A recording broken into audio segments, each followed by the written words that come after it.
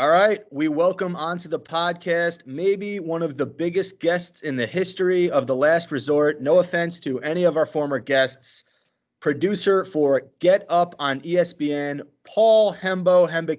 How are you, Paul? I'm good, man. I have to say that your listeners are probably disappointed after that big introduction. It's me. It's not like Mario Lopez, but I'm I'm happy to be on the podcast. You guys do a good show, so it's good to be here. I'm looking forward to Paul for a little bit. Mario's next week. He's coming on, but we didn't want to tease it. It's not that big of a deal. It's just Mario Lopez. You're the headliner.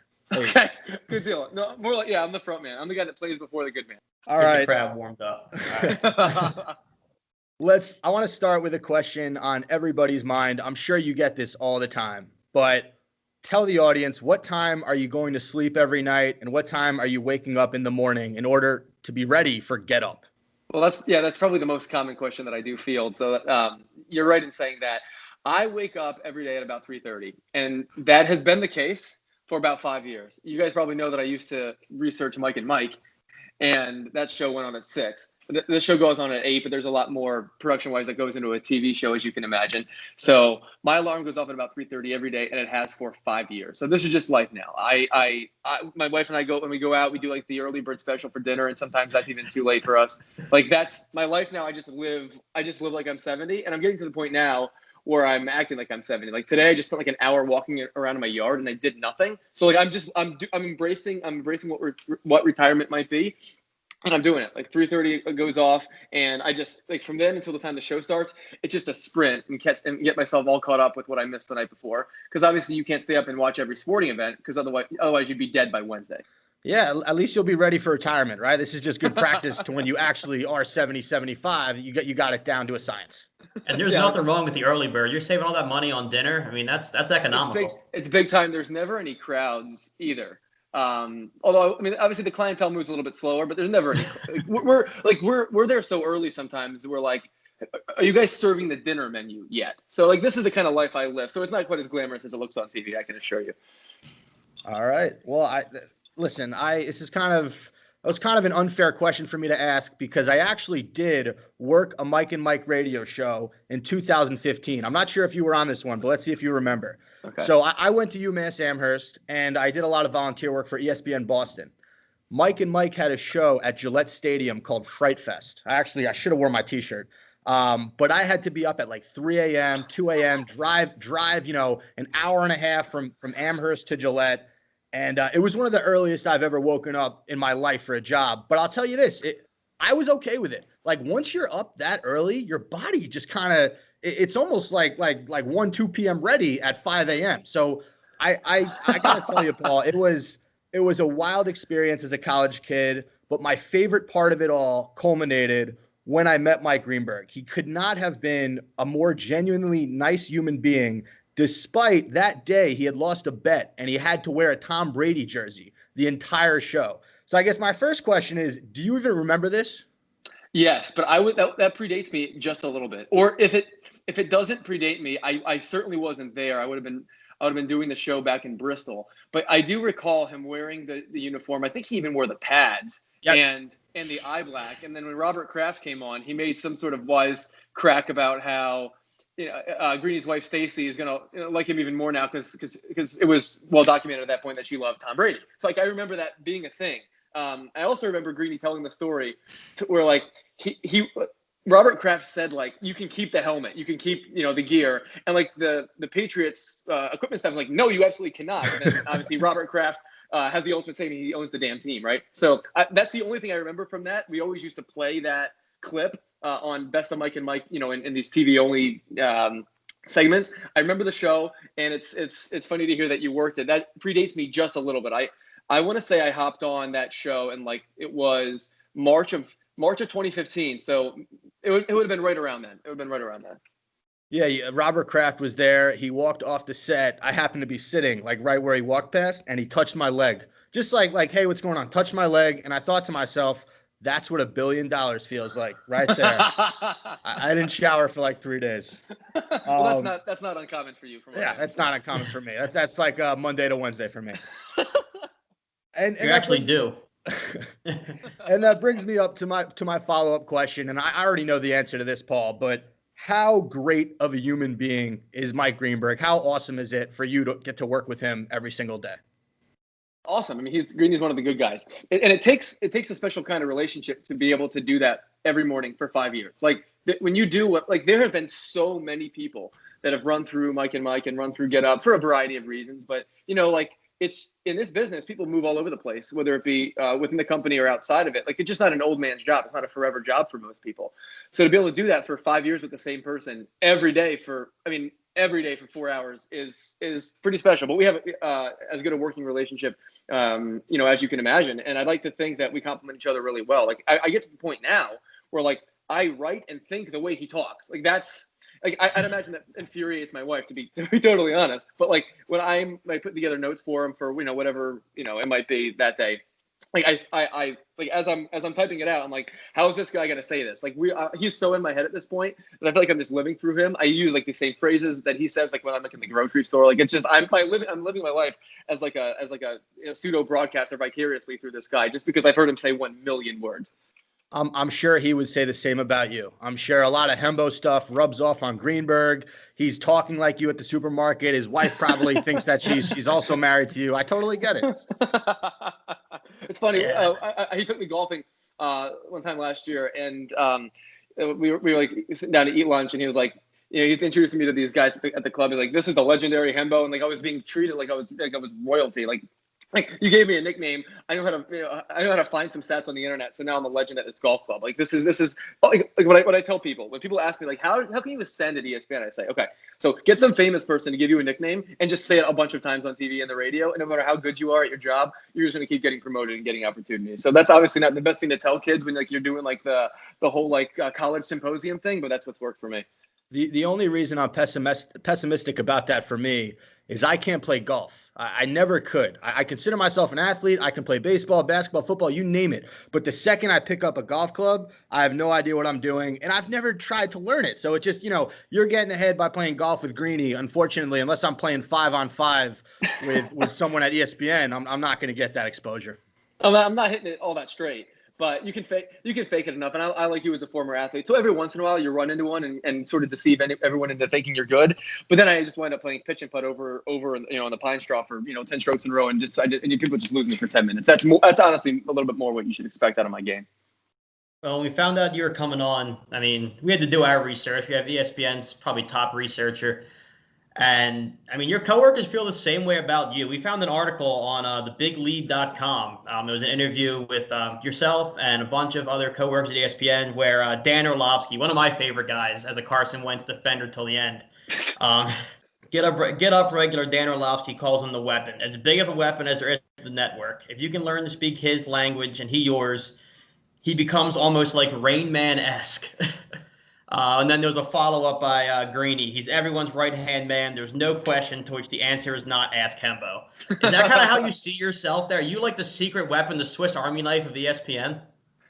I mean, both of those quotes are obviously very complimentary. I do think that there's a lot of validity to what Dan said, because so much of research, so much of doing what I do is just like to be informative. But like I think information is best used as a weapon, as a means for or against a certain argument, or as a means of affirming or denouncing a certain observation that someone has. And that I think is the biggest difference when it comes to our show and some of the people with whom I work on our show. Like it's easy enough if someone asks you the question, when was the last time such and such thing happened? Or how many yards does so and so have? But what's a lot more valuable in today's world with all the information that we do have, and the fact that fans of all sports are just getting smarter and smarter because of it, is be able to answer the question how and why, right? And if I'm able to sort of hone in on that, the whole world opens up. So instead of being able to just give someone an answer to a question, you can open up something. You can create a whole conversation with just one really cool stat. Elle Duncan yesterday on Around the Horn reached out. She was like, how can we show how clutch the Braves have been late in games? So what we landed on was like, after the fifth inning in the postseason, the Braves have outscored their opponents 15-1. 15-1, right? That means, and during that time, Braves pitchers had faced 103 batters. One of them at touch home plate. Braves pitchers had allowed 1 run and faced 103 batters. That's an amazing thing, right? That's so much better to say than almost anything else you could say. And even if you made that observation, being able to use that nugget, and I just thought like Tony Reale, I think she got like 10 points on that. It was like the joystick was like that, right? And like it made me feel so good because like just this one thing, right, can inform someone and use that information as a weapon. And in this case, she won around the horn because of it. So yes, I mean, it's a roundabout way of answering your question, but I do think information can best be used as a weapon for these people in ways that it's often not. Information can be used very strategically. And I think I'm getting to a place now where like, that's my goal is to sort of affirm the opinions of these people with a number or two. And then the whole world just sort of opens up to them. I hope she gave you credit for that victory on Around the Horn.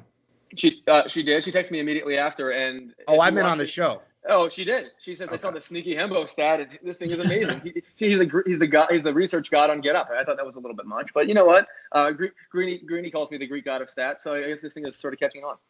Mike, when you're referred to a god, how you're able to stay humble is beyond me. Well, I certainly am not. You can ask my wife. But my last name is Hembakitis, after all. Like, I mean, this is it sort of writes itself. When I play baseball, they call me the Greek god of walks, like Kevin Youkilis, because I just never swung because I had no power. Oh, I love Uke. I'm a big Uke guy. Even though I'm a Yankees fan, I watched Uke charge the mound when I was like 17 or 16 live in person. That was great. Against the Detroit Tigers, Rick Porcello was the pitcher. Fun fact. If you guys want to look, Kevin Youkilis, like I never saw a pitch that he liked. He never swung ever, but it worked for him. And back to the nuggets of information that you're pulling for these people, I wonder how many casual sports fans just use these statistics for their own personal arguments with their friends. Like how many times has someone won a sports argument because they used a stat that Hembo pulled on Get Up? I'm sure the number's in the millions. Well, perhaps, but like what is always like most rewarding or satisfying for me is when I'll get a text from a buddy with like an ESPN update or like a tweet or a piece of information that they loved that was mine that they didn't know was mine, because that's when I know it really hit. The other way I know a number really hits is when the talent like won't believe it, or like that, like the best stats are the ones that, oh, that can't be right. Those are the best numbers, because like honestly, like that's the whole fun of this, right? Like there's a million stats now, and there's so much like wrote this happened, but like the numbers that are different, the numbers that make you say that, oh, that can't be right. That's when you know the stat's good, and obviously those are the stats that do best on social too. Hembo, I want to get into some NFL talk, specifically the NFC East, or some are calling it this year the NFC Least. Before we get to your Philadelphia Eagles, I want to talk about several storylines quickly in the NFC Least, starting with that awful Dak Prescott injury on Sunday. What was your reaction when you saw that injury live on TV, and what do you think the Cowboys will do regarding the future of Dak Prescott, his contract situation, etc.? Yeah. I mean, my reaction initially was the same as everyone else's, which was, a pit in your stomach, because though we root against Dak Prescott as Eagles fans, Dak has taken the far more often than not. He's obviously endured a lot of personal tragedy too. And for a player on the franchise tag, that was actually my first thought once you got behind, beyond the shock, is that this guy doesn't have any guaranteed money. And football's a ruthless game. Like, you never know. Like, what if he just doesn't ever turn into being the great quarterback that he, is now ever again? Like, you don't know how these things work out. We don't expect that to happen, certainly. But had he received some sort of massive guarantee contractually, you'd feel a little bit better about his chances. I mean, next year, the franchise tag hit would be 37-7, which would be a massive. It would be the third largest in NFL history. But the Cowboys might have to do it, or might choose to do it, because they might say to themselves, we can't give this guy a long-term deal until we see it again. And they're obviously they've sort of painted themselves into a corner in that sense. And once you get beyond that, the immediate thought we have as Eagles fans is, well, what does this mean for the nature of winning this division? Because obviously, like you said, it's the NFC least. I like to refer to it as the ACC, but whatever you go with, like, it's becoming very clear that that's a real possibility again for the Eagles, who are playing a lot better. And look, the Cowboys might still roll some with Andy Dalton because they have so much weaponry on offense, and they still can't stop anybody. But I mean, the race here is going to be pretty pathetic. Only two teams have ever won their division with a sub 500 record. The Panthers did it in 2014. You may recall the Seahawks did it in 2010. Those are the Charlie Whitehurst Seahawks. So like that's the level of how bad this division should be. I expect our model FPI still says the Cowboys are the favorite. They have the Eagles finishing 6-9-1 and have them most likely finishing second in the division. But obviously it's probably going to come down to the head-to-heads like it always does. Last year they split. If that happens again, it'll obviously just depend on who beats up on the rest of the teams within the division. But the fact that the Eagles already banked a loss against Washington is a tough putt. Yeah, one of the craziest sound bites I heard from that moment was Tony Romo saying, "I hope it's a cramp." I mean, so did everyone else watching, but I think clearly we all knew it wasn't a cramp. I want to move on to the New York Giants. That's my team, to be honest with you, Hembo. Are they truly screwed with Dave Gettleman at general manager? And does Daniel Jones scare you at all as the Giants' future quarterback right now? Those are both good questions. I think Dave Gettleman's ship has sailed. The Giants are the worst team in the NFL since he became their general manager, and it doesn't appear obvious to me that they're trending in the right direction. Although I do think a Daniel Jones pick can pretty easily be reconciled, especially when you consider how bad Dwayne Haskins has played. But I don't think there's any question that if they wind up picking in the top 2 or 3, they're going to have to think long and hard about a quarterback. And if they're in that position, I'm guessing Dave Gettleman won't be the person making that decision. So I'm still somewhat optimistic about Daniel Jones' chances. He has demonstrated high levels of quarterback play in spurts. For some reason, he just can't stop fumbling the ball. His pocket presence is god-awful. We know that. But at the same time, like, they're not protecting him well. The defense stinks on ice. And like if I had to bet the amount of money that mattered to me, Gettleman wouldn't be the GM this time next year because there's just so much data that says he shouldn't be, to be candid. And I'm guessing if they end up picking top 3, they'll wind up taking one of these stud quarterbacks, even though that's totally unfair to Daniel Jones. Life isn't fair. We saw what happened this year in Washington. Ron Rivera took over. He looked for an excuse to bench Dwayne Haskins, and he did. So Daniel Jones has, 2/3 of a season to prove it. And, I mean, he has that opportunity. There are some easy games, within obviously, against bad defenses within the division. But if I had to bet the amount of money that mattered to me, Gettleman wouldn't be the GM this time next year, and either Trevor Lawrence, Justin Fields, or Trey Lance might be that team's quarterback next year, unless Daniel Jones demonstrates real growth in areas he has not shown so far. Which New York quarterback has the brighter future right now, Daniel Jones or Sam Darnold? I mean, you're like asking me, like, would you rather get a root canal or have an appendectomy? I mean, I actually think Sam Darnold's the more skilled player. Okay. I think if. Yeah, with all things being equal, I think Darnold would beat out Daniel Jones in like a de facto quarterback battle. But obviously, there's so much context that goes with these things. Both of those guys their circumstances are going to look very different next year. I have a hard time seeing Adam Gase surviving this season too, considering how badly that team has performed and how, the Jets have become a sort of a laughing stock. When you see how well Ryan Tannehill's playing in Tennessee and the fact that they just cut Le'Veon Bell, there's a lot of evidence to suggest that Adam Gase is sort of in over his head too. So, I mean, both of those circumstances are disasters, and it wouldn't surprise me if they end up picking 1-2, and if both young quarterbacks are supplanted fairly or unfairly. All right, this next thing about the Washington football team, I just wrote, Hembo, say something nice about the Washington football team. They have a really good defense. Their front seven is legit. Chase Young, I think, is going to be a perennial Pro Bowler. And I think they probably should have drafted Tua or Justin Herbert, because if the leash was already this short with Dwayne Haskins, then why not take a quarterback there? Like, you had the opportunity to do so. Justin Herbert's shoving already. From all indications, Tua is a stud, and whenever the Dolphins shoot to use him, the expectations are going to be high. So in my judgment, anytime you have the opportunity to draft a quarterback, if you're not sold on yours, you got to do it. You just have to do it.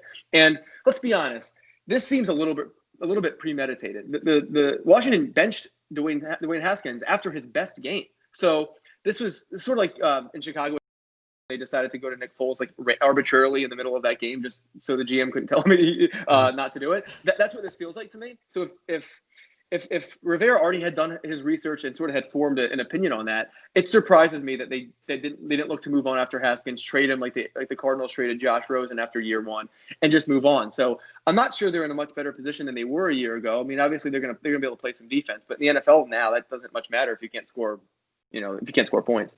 I think you have to wonder if him being a Carolina guy, if he believes Kyle Allen might be the guy, and that's why they didn't go out and draft somebody. That's fair, but on that same token, like, Cam Newton was available the whole offseason, and Cam Newton's been great for the Patriots, and they chose not to sign him. It would have made a lot more sense to me. If you're trying to win now, it seems clear to me that you go to Kyle Allen because you think he gives you a better chance to win now because the division is so bad, right? So why not sign Cam Newton for $1 million, pair him with a really good defense and give yourself a chance. Like that whole situation seems a little bit discombobulated to me. And I'm not sure if I was a fan of that team, I'd feel all that good about the direction given, the last 6 months or so. Speaking of teams trending in the wrong direction after success, we got to talk about the Eagles in the same context as the NFC East. I don't like it as much as you do. But let's just get out of the way early. What do you think is wrong with this Eagles team this season? That's a complicated question, and for most complicated questions, there are many correct answers. I think, even though this is an oversimplified take, it does all start with the quarterback, and we have to be honest with ourselves. By and large, Carson Wentz's play this season has not been satisfactory. He played the worst game of anybody in Week 1. When you combine his Week 1 and Week 2, he was probably the worst quarterback in the NFL entering Week 3. Just to be totally honest, the numbers and the eye test sort of match there. He has improved in every game this season and played a really good game against Pittsburgh with a depleted line and a real lack of weapons around him. So perhaps he's sort of leaning into the situation and accepting the fact that he has to just sort of bear the load that he did the last month of last season. And perhaps he's hearing all of us idiots call the radio and saying, why did we draft Jalen Hurts if we're not going to play him when Carson Wentz is playing terribly? So I do think it starts with him, and he needs to be able to my argument for Carson Wentz has always been, I'm not worried about his best game, because his best game is as good as Patrick Mahomes' best game, and as good as Lamar Jackson's best game, and as good as Russell Wilson's best game. My problem with Carson Wentz is that his average game isn't good enough. It's that his bad game isn't good enough. And that's what I saw. Carson Wentz lost Week 1 by himself, as far as I'm concerned. It's totally inexcusable to take 8 sacks in a game in which you don't throw the ball away one time. You can't give away games in the National Football League like that, and he has. But in his defense, there's all sorts of injuries all over the field around him. The Eagles have protected him better than the film might suggest, I think. The numbers indicate that, at least. And it is clear that right now he's just not on the same page with his tight ends. And look, his receivers are banged up, and he's turning Travis Fulgham into a stud, which is a Travis Fulgham might be a stud. I mean, who knows? That is and when you pair him eventually with Jalen Reagor and Deshaun Jackson, we might have something here. But I do think there's a huge onus on the defense and the way that Jim Schwartz has handled this thing. There is real regression there. The Eagles have not played well in man, which is their base, obviously. Darius Slay so far has been sort of a highly paid disappointment, as best I can tell. And you can't have a front four that good and be that bad in coverage, because the Eagles' front four is ferocious. I mean, this is a top 10 team on the line of scrimmage on offense and on defense. So generally speaking, in football, if you have great big people on both sides, you're going to win some games. But for some reason, the Eagles are just so bad on the perimeter. Their linebackers are the worst unit, as far as I'm concerned, in the NFL. They can't guard anybody. Claypool was running in the middle of the field unmarked the whole game last week. And you saw the week before, George Kittle was doing the same thing. We can't guard anybody with our linebackers. But I've also been really disappointed by Darius Slay, who we gave a lot of money to. And it's tough to see that with Sidney Jones playing so well elsewhere and a few of these other guys. There's a lot of data to suggest Jim Schwartz has sort of worn out his welcome, and it is incumbent on him to turn it around quickly too, because there's enough talent on that defense to where they shouldn't be losing you games. But without having an offense or defense that ranks in the top half of the league to rely on, you're going to lose a lot of games because there isn't that stopper, and that is an enormous problem right now. And to me, using the excuse that they could still win the division isn't good enough. That's not. No fan, unless you're sort of in a rebuild, no reasonable fan should be oh, well, we can win six games to make the playoffs. Get out of here. That just isn't good enough. And that's why when Doug Peterson said that a couple weeks ago, it bothered me to no end, because that's not the message you're going to send to your football team. It is your responsibility to play better and get better in relation to the league, not in relation to 3 teams in your division, which just so happen right now to be really bad. Yeah, I agree. I have no problem with us squeaking out of the division. My issue is the same as yours, where if that's where this ride ends. So if we win the NFC East, get blown out, and go home, that playoff appearance doesn't make me feel any better. I almost wish we hadn't made the playoffs last year, because it would have forced the organization to make wholesale changes. I mean, this team is 5-8-1 outside of the division over the last 2 seasons. They've beaten some good teams, but generally speaking, the evidence suggests this is a pretty average football team that's benefited a lot from an average or below average division. And I think if you're in the front office, it is not your responsibility to evaluate yourself against just 3 teams that happen to be bad right now. Even under Andy Reid during the early 2000s, when the Eagles were winning division after division and the division was bad, at least the Eagles were advancing in the playoffs and giving themselves an opportunity to go to the Super Bowl. The Eagles were probably not even among the 15 best teams in the NFL last year, and right now aren't anywhere close to that, even though they're atop their division. So I have a fundamental problem with using the division as a crutch. I'm sort of cool with it as a baseline. That's where you start. But this team's a win now team. It's not. It's just not good enough to me, and I don't like that messaging from the coach or from the fan base. It makes no sense to me. Well, I had a whole Eagles segment with a whole bunch of questions panned out, but the researcher out-researched myself, and you answered every one of my questions just about by accident. So we're going to move on, and we'll end the pod by me and Spence putting on our Mike Greenberg hats. And we're going to do our own sneaky Hembo time here. We try and stump Hembo, if that's cool with you. So to be clear, you guys are asking me trivia questions, and I'm going to do my best to. Okay, Indeed. Got it. I'm glad that you guys like the segment. This I don't exactly remember how like it was nicknamed. Like it just sort of happened. He just kept saying it every day. So then I just started to put it in the script, and now it's a thing. My number one nemesis, as you've probably learned, is Dan Graziano, who is an absolute savant. That guy, no one's better than that guy. He has my number. He missed it today. It was Earl Campbell. He got it wrong. He got it wrong. I think right now I'm in his head. Like right now, I think he's Jose Altuve and I'm the baseball. Like he's got the yips. He's overthinking it, and that's part of the fun here. Like it's not just a matter of asking a straightforward question. You got to play mind games with these people, right? So like I asked a question today, like who is the such and such a stat in Titans history? So then it makes him think like, well, is this going to include the Oilers? And then why is he asking me this question? Is it rundown related? Is it not? Is there something coming next that's going to tie it together? So like right now, like I have him just eating out of my hand, but by and large, he has taken me to the woodshed more often than not. You're living rent-free up there at the moment. But No we're going to try and sneak. We got 3. We're going to try and slip one past you. That'd be Okay. a victory for the last resort here. Listen. Before you start, like people always assume that like I know everything, and that's not true. Like I just know how to find everything. That's my job. Like there's no purpose of me not looking something up when I like we want to be 100% right. So like it's not like I'm pulling these trivia questions every morning and thinking to myself I'm not like I always check it. I always look it up because like that's how the curiosity part of it's the most important thing. Like if I didn't know something before, that means most people probably didn't, and thus might make a good trivia question. So have at it. We'll see how I do. By the way, feel free to use any of these for Get Up. Okay. All right.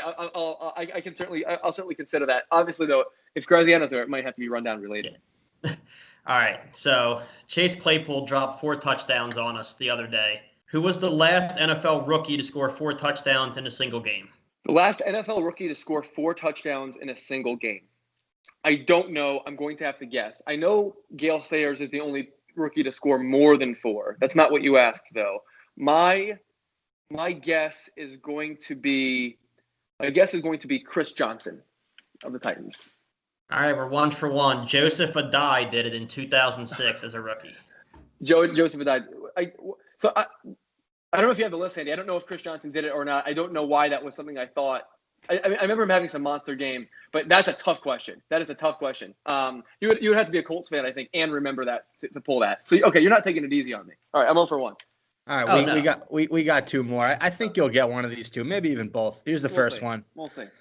On December 11th in the 2016 season, Le'Veon Bell broke the Steelers' single game rushing record, going for 236 yards on 38 carries while scoring 3 touchdowns. Whose previous record of 223 yards in a single game did he break? And this is obviously another player on the Steelers. Who held the Steelers' single game rushing record before Le'Veon Bell did? Correct. It's a straightforward question. I also don't know the answer. I don't remember him breaking the record. So the Steelers have a bunch of great running backs historically. Obviously, Jerome Bettis would be a good option. Franco Harris would be a good option. But for some reason, I don't think it's either one of those guys. I'm going to guess the answer to that question is Willie Parker. Ding, ding, ding, ding, ding. There you go. There you go. That was it. Willie Parker in 2006 against the Browns. This just filled me with life. I feel like I'm just blasting Evanescence right now in my car. That was so satisfying. That was so satisfying. That was as satisfying as when Graziano is like waffling on 2, guesses the one that's not correct, and I'm over there just fist pumping, for the rest of the morning. That was awesome. All right, let's break the tie here. All right, yeah, rubber match one. What a pull. All right, this one's going to be a who am I?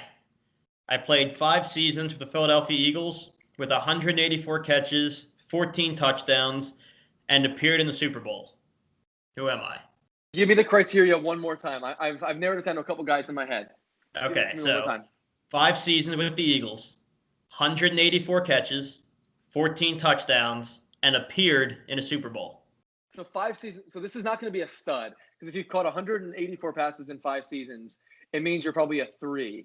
If he appeared in the Super Bowl, so the first person I thought of, you know what, I'm going to go with it. The answer to this question is Greg Lewis. No, we win this round. Todd Pinkston. Todd Pinkston. Did Todd Pinkston appear in the Super Bowl in 2004? He did. He made 4 receptions for 82 yards and was forced to leave the game with leg cramps. I remember this because he caught like a pass like way out in front of him, and then like off balance stumbled for like 20 yards. You know, I would have thought he had more than 184 catches. I do remember there being a time when I was listening to WIP every day, and fans were calling in and complaining about James Trash and Todd Stinkston. That was really sort of like my Eagles fandom prime there. But that's a good pull. Greg Lewis caught a touchdown pass in that game, and I'm guessing that you would have included that in your criteria. So that's a shame on me for not getting it. But Todd Pinkston never crossed my mind. Another player I thought of was L.J. Smith. I don't know the random pull, but I don't even know if he caught 884 passes with the Eagles. So very well done. 2 for 3 ain't bad for you, boys. Thank you very much. Paul, this has been an absolutely awesome interview. Thank you so much for coming on with us. Before we signed off, I'm from Delaware County, just south of Philadelphia. You being from Philly. Yeah, I can tell by your accent. Yeah, I get that a lot. That's why the name is what it is. Wow. But the last resort podcast, just want to throw our support behind the LaSalle baseball program. As I'm sure you know, they're cutting sports programs left and right. I had a bunch of friends that came through LaSalle, played for LaSalle, opened up a lot of opportunities for them. So we just wanted to pledge our support here that LaSalle deserves to continue on. And let me just share a quick story for you. You might not know this about me, but I spent 2 years at LaSalle. Of course I was a graduate assistant there. I worked in the sports information office. And in both of those years, I was the SID for the baseball team, which is to say I probably sat I sat like this little, almost like a hut, and like right outside the baseball field, and I did like the PA, like now batting for the Explorers, number 15, and like with the iPod that did like the walk-up music, and I scored the game on my computer, and there was never one game in which I did not completely freeze. Obviously, baseball in March in the Northeast is brutal, but I would second my thoughts in saying I had an extraordinary experience. I never played for the team, obviously, but I was there for every game for 2 years, and I loved it. I traveled with those guys.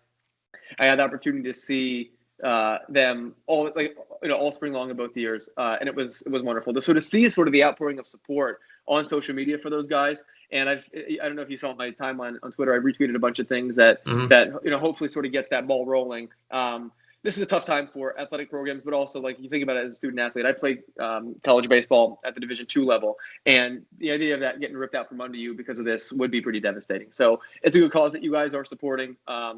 You're not. I'm not still so close with many of those people, but for 2 years I was there every day. So it's very kind of you to say, and I'm glad that you guys are on that bandwagon. Hopefully, you guys can carry it through all the way. All right, there you have it, Hembo. We thank you so much for coming on the show. It was an absolute blast. You're welcome back anytime. You can follow Hembo at Paul Hembo on Twitter and watch Get Up on ESPN every morning, weekdays at 7 a.m. Eastern. Thanks again, man. We really appreciate it. Later, boys.